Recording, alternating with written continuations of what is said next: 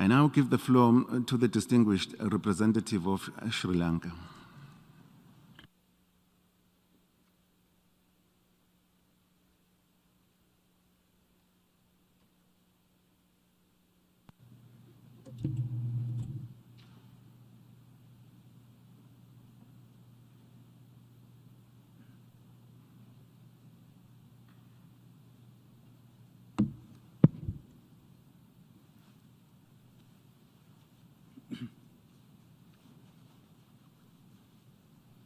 Thank you, Mr. President.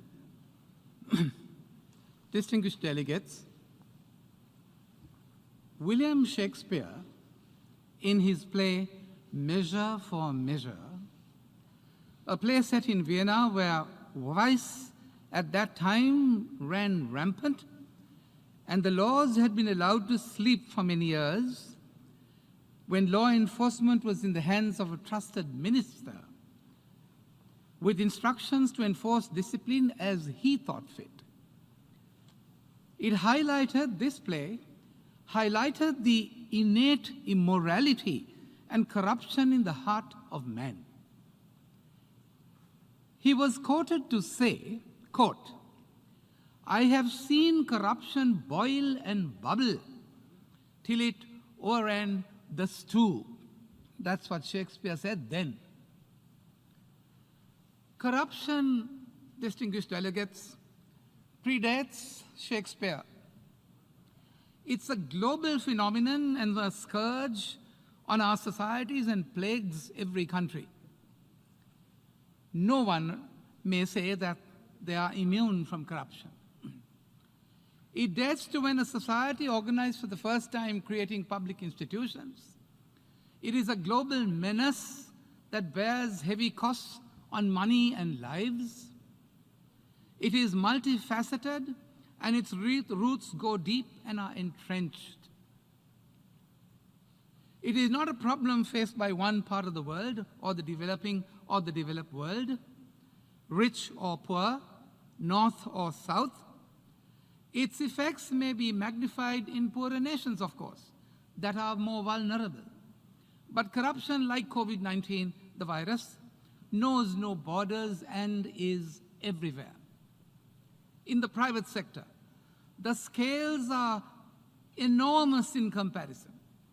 Some global multinational corporations have spent billions of dollars in corporate schemes and payoffs that have to come to light with scales that dwarf, I say dwarf, the GDPs of many small countries.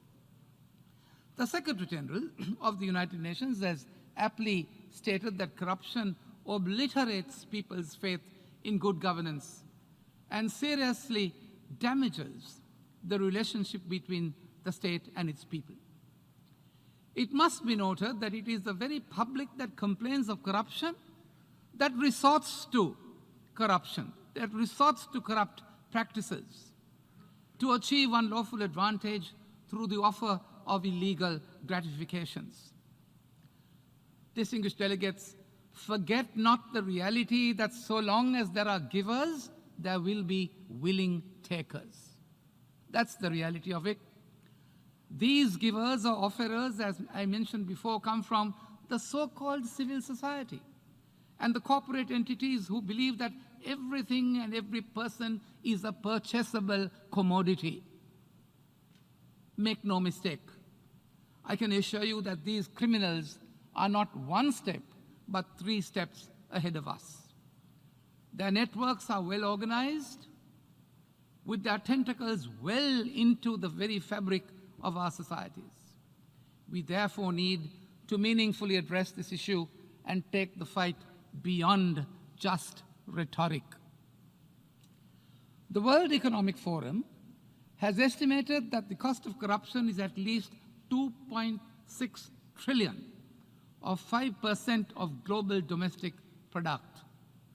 The World Bank has estimated that business and individuals pay more than $1 trillion in bribes each year. There are other estimates that corruption, bribery, theft, and tax evasion, and other illicit financial flows cost developing countries approximately $1.26 trillion per year. So in today's world, distinguished delegates, as we all combat and seek to recover from a global pandemic, this loss of vital and much needed resources that is needed for our economic progress and sustainable development is grave. International cooperation and collaboration is the only way to defeat this scourge. We need to unite. The Convention Against Corruption is one of the main tools in advancing our collective fight.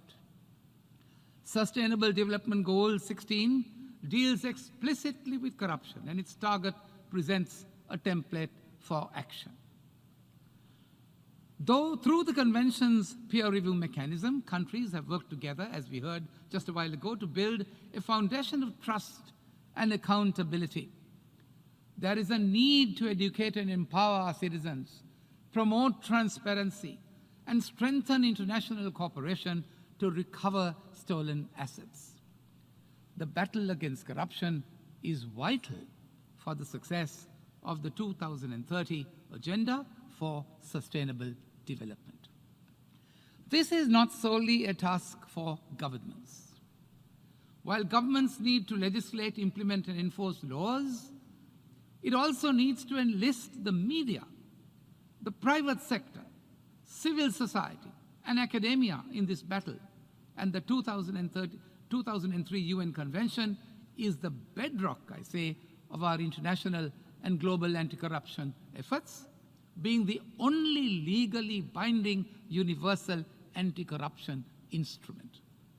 Distinguished delegates, its far-reaching approach and the mandatory character of many of its provisions makes it, I say, the ideal tool for developing a comprehensive response to the global problem of corruption. The fact that the Convention now has a near global acceptance with 187 states is a testament of both the magnitude of the problem and, moreover, that it is a fundamental recognition that corruption is neither an acceptable cost of doing business nor a necessary evil, but simply an unacceptable crime, and many states are taking decisive action against high-level corruption. Distinguished delegates, the Convention provides a common basis, I say, to take the necessary steps to prevent and combat corruption.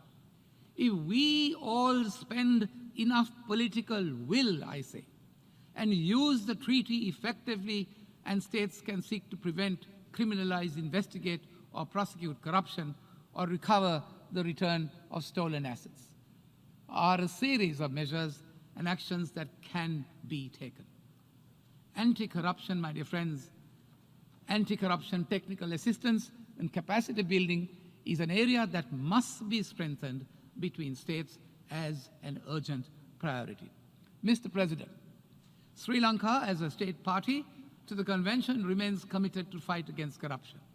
And we stand ready to work with states and the United Nations to achieve the objective of the UN Convention Against Corruption for practical and meaningful collaboration and cooperation to effectively combat corruption.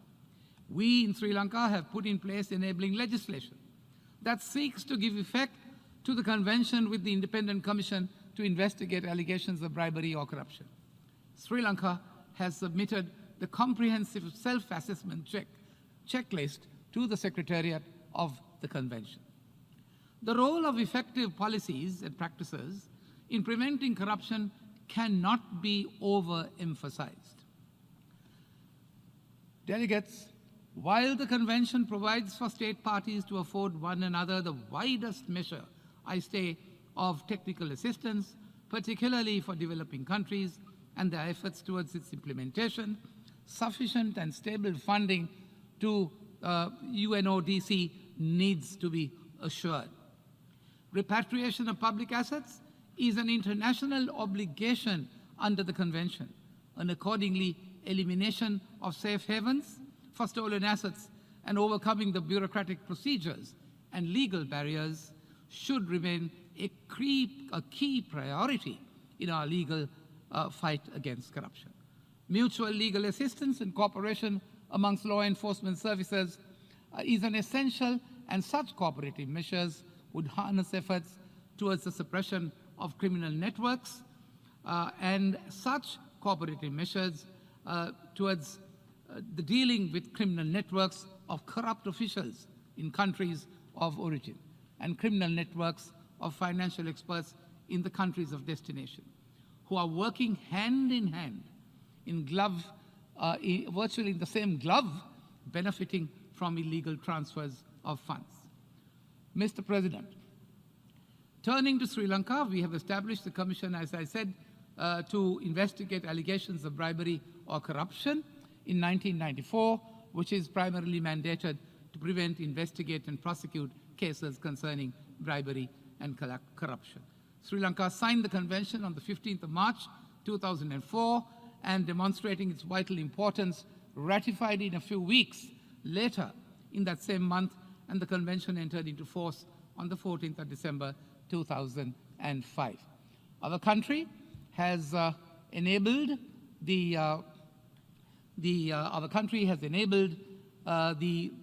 convention to work in its full measure. The Bribery Act and the Declaration of Assets and Liabilities Law assign powers to operate, investigate, and engage in litigation and such procedures to bring to book those offenders. The scope of the Commission's powers have been expanded, strengthened through recent amendments to the Bribery Act. Mr. President, the Commission has achieved accomplishment in eradicating bribery and corruption to a large measure. Sri Lanka is presently in the process of drafting an act on the proceeds of crime. The new law will have provision on NCB asset recovery, management, etc.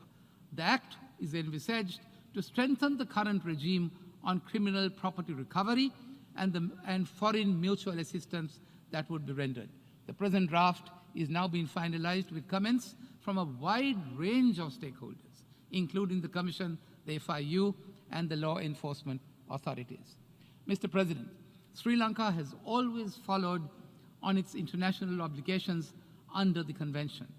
Our successful completion of the first two cycles of UNCAC review mechanisms bears testimony for the country's strong commitment towards the elimination of corruption. Sri Lanka's self-assessment checklist, as I said before, on the criminalization and law enforcement and internal cooperation and preventive measures and asset recovery have been reviewed by state parties to the Convention in 2013 and 2017, respectively. We strongly believe that the existing international anti-corruption architecture provides an effective and robust framework for the prevention and the combating of corruption. We remain convinced that this special session has provided an invaluable opportunity to galvanize, if I was to use that expression, our collective political approach from governments and the larger international community to take stock of our efforts and commitments and identify solutions to the common issues before us that prevent our work in preventing and combating corruption, and share best practices and the lessons learned. The range of diverse stakeholders that have taken part in these sessions for the last few days shows that we have the collective commitment to work together. Distinguished delegates, finally, Sri Lanka reiterates our firm commitment to prevent and counter corruption in all its forms and manifestations, in strict compliance with the Convention and its review mechanisms. And we strongly believe that international cooperation and asset recovery remain the key elements of our collective endeavor to eliminate this global scourge. I thank you, Mr. President.